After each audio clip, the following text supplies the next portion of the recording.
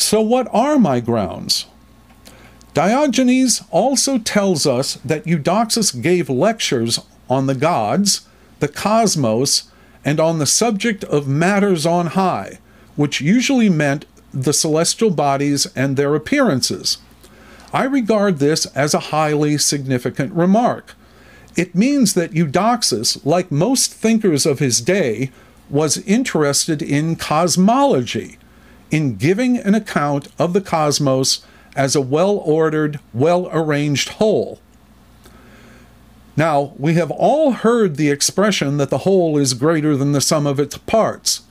This, of course, is only true if the parts are not simply aggregated into a confused mass, but are somehow bound together while retaining their distinctness and furthermore are arranged in a meaningful way. Now, I don't think anyone would reject the possibility that Eudoxus had a cosmology, but an astrology? Why in the name of heaven would I say that? Because when it's properly understood, Greek astrology is a cosmology. It is Eudoxus's cosmology. And why would I say that it is his? Because there are many astrological concepts encrypted in his celestial nomenclature or immediately implied. I will be spending a good portion of this part of the course and the next drawing those astrological concepts out of his nomenclature. There is one historical argument that I will make about the antiquity of Greek astrology. I will show that there are some unmistakable affinities between some astrological doctrines and the thought of Aristotle, and these doctrines can be found in the writings of the legendary founders, Hermes, Nicepso, etc. Now, it's a strange fact that at the time the astrology came on the scene, around the 2nd century BCE, the philosophical writings that now bear the name of Aristotle were not in general circulation. Cicero, for instance, was not acquainted with them, and Cicero was at the center of the intellectual activity of his day.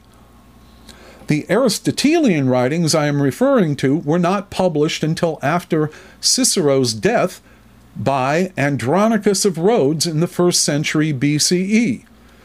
This indicates that many central astrological concepts were introduced by someone directly acquainted with Aristotle or familiar with his writings while they were still available.